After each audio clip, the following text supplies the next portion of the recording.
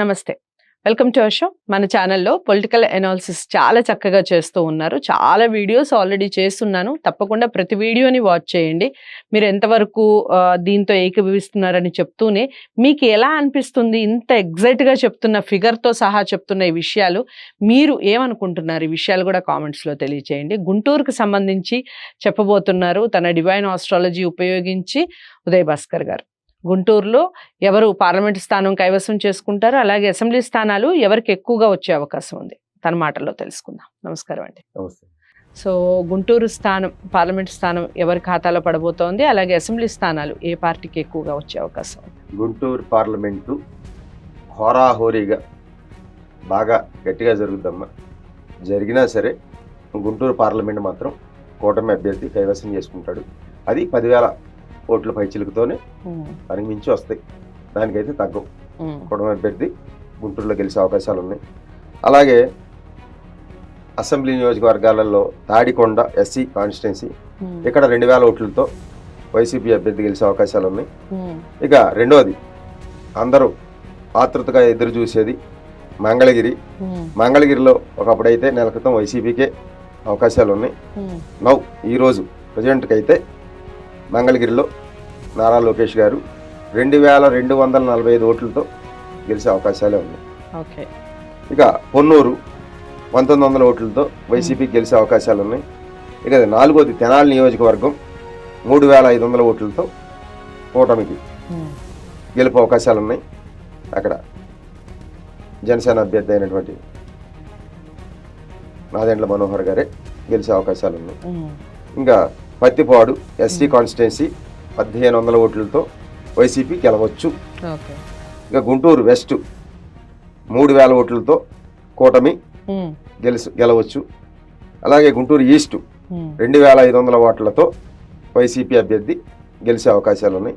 ఇక్కడ 4 వైసీపీకి, 3 కూటమికి. సో గుంటూరు పార్లమెంటు మళ్ళీ కూటమికే వెళ్ళే అవకాశాలు ఉన్నాయి. 4 గెలిచినా సరే కూటమికే అవకాశాలు, పార్లమెంట్ వెళ్ళే అవకాశాలు. క్రాస్ ఓటింగ్ జరగవచ్చమ్మా. ఈ 1,000-1,500 ఓట్లు అటు జరిగి అక్కడ ఉన్న అభ్యర్థి. సో నర్సరావుపేట ఎవరు పార్లమెంటు స్థానం ఎవరి ఖాతాలో పడబోతోంది, అలాగే అసెంబ్లీ స్థానాలు ఎవరు ఎక్కువగా గెలిచే అవకాశం ఉంది? నర్సరావుపేట పార్లమెంటు 16,000 ఓట్లు పైచిలుకుతో, అంటే తక్కువ మనం చెప్పేది, ఎంతైనా రావచ్చు. మనం దాన్ని వస్తే మంచిదే, మనం ఆక్షేపించకూడదు. చాలా ఇంతకు ముందు వీడియోలో కూడా చెప్పానండి, ఎప్పుడైనా గెలుపోవటంలే ఎక్కువగా బేస్ చేసుకోండి, అంటే ఆ సంఖ్య అనేది కాస్త అటు ఇటుగా కావచ్చు. 16,000 ఓట్లతో నర్సరావుపేట పార్లమెంటు వైసీపీకి వచ్చే అవకాశాలు ఉన్నాయమ్మా. ఇక ఇక్కడ కూడా బాగా టైట్ ఫైటే ఉంది. ఇది 2 పార్టీల మధ్య హోరాహోరీయే. సో పెదకూరపాడు అసెంబ్లీ నియోజకవర్గం 2,100 ఓట్లు కూటమి అవకాశాలు ఉన్నాయి. చిలకలూరిపేట కూడా 2,000 ఓట్లు పైచిలుకుతో కూటమికే అవకాశాలు ఉన్నాయి. నర్సరావుపేట 3,000 ఓట్లు పైచిలుకుతో వైసీపీకి అవకాశాలు ఉన్నాయి. సత్తెనపల్లి ఇక్కడ బాగా ఎదురు చూస్తున్నారు అంబటి రాంబాబు గారు గురించి. అందరూ ఓడిపోతారా గురుగారు ఓడిపోతారని టాక్ ఉంది, మౌత్ టాక్ అని. కానీ నేను ఇచ్చే ప్రిడిక్షన్ అయితే ఇవాళ కూడా సత్తెనపల్లిలో అంబటి రాంబాబు గారు ఒక 1000 ఓట్లతోనే బయటపడతారని నేను చెబుతున్నాను. సో ఇంకా అంటే మౌత్ టాక్ అయితే రాంబాబు గారు గెలవరనే నాకు చాలా ఫోన్లు చేసి చెప్తున్నారు. సో మనమైతే ఒక 1000 ఓట్లతో బయటపడతారని ఇస్తున్నాం ప్రిడిక్షన్. సో వినుకొండ వైసీపీకి 1,800 ఓట్లు, అలాగే గురజాల కూటమికి 3,000 ఓట్లు, మాచర్ల వైసీపీకి 2,000 ఓట్లు పైచిలుకు మెజార్టీతో గెలిచే అవకాశాలు ఉన్నాయి. ఇక్కడ కూటమికి 3, వైసీపీకి 4. అన్ని మెజార్టీలు కూడా ఏది కూడా 3,000 దాటలేదమ్మా. 2,000, 3,000 మధ్యలోనే 1,000 నుంచి నడిచినాయి. కూడా టైట్ గా ఉంది, చాలా టైట్ గానే ఉన్నట్టే లెక్క. సో ఏదైనా నర్సరావుపేట పార్లమెంట్ లో వైసీపీ అభ్యర్థి గెలుస్తాడు. రైట్. సో బాపట్లకి సంబంధించి పార్లమెంటు స్థానం ఎవరి ఖాతాలో పడబోతోంది, అలాగే అసెంబ్లీ స్థానాలు ఏ పార్టీ ఎక్కువగా గెలిచే అవకాశం ఉంది? బాపట్ల పార్లమెంటు నియోజకవర్గంలో పార్లమెంట్ స్థానంలో 11,000 ఓట్లు పైచిలుకుతో వైసీపీ గెలుచుకునే అవకాశాలు ఉంది. ఇది బాపట్ల ఎస్సీ అమ్మ. సో ఇక్కడ అసెంబ్లీ నియోజకవర్గం వేమూరు కూడా ఎస్సీ నియోజకవర్గం. ఇక్కడ 2300 ఓట్లు పైచిలుకుతో వైసీపీకే గెలుపు అవకాశాలు ఉన్నాయి. అలాగే గత వీడియోలో నేను చెప్పాను రేపల్లె టైట్లో వైసీపీ పడవచ్చని. కానీ ఇవాళ ఉన్న ప్రజెంట్ పొజిషన్కి అయితే రేపల్లె 6000 ఓట్లు పైచిలుకుతో కూటమి గెలుపు అవకాశాలు ఉన్నాయి. ఇక మూడోది బాపట్ల 8000 ఓట్లు పైచిలుకుతో వైసీపీకి అవకాశాలు ఉన్నాయి. పరుచూరు 1500 ఓట్లు అతి స్వల్ప మెజారిటీతో వైసీపీ గెలిచే అవకాశాలు ఉన్నాయి.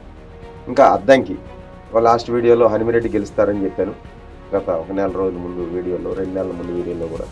ఇప్పుడు ఉన్న ప్రజెంట్ అయితే అద్దంకి కూటమికే 6000 ఓట్లు పైచిలుకు కూటమికి అవకాశాలు ఉన్నాయి. చీరాల వైసీపీకి 2000 ఓట్లు మెజారిటీతో చీరాల అవకాశాలు ఉన్నాయి. ఈ సంతనూతలపాడు ఎస్సీ నియోజకవర్గం, ఇక్కడ కూడా కూటమి అభ్యర్థి 3000 ఓట్ల పైచిలుకుతో గెలిచే అవకాశాలు ఉన్నాయి.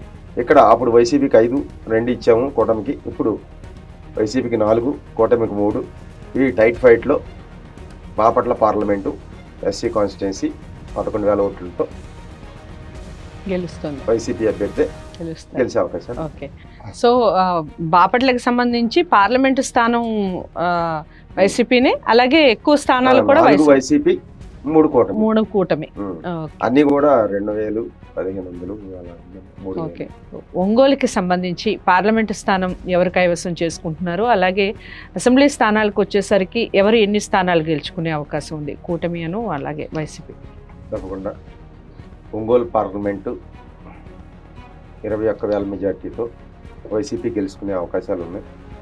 అలాగే ఒంగోలు పార్లమెంట్లో ఉన్న ఒకటి ఎర్రగొండపాలెం ఎస్సీ 4,000తో వైసీపీ గెలుచుకునే అవకాశాలు ఉన్నాయి.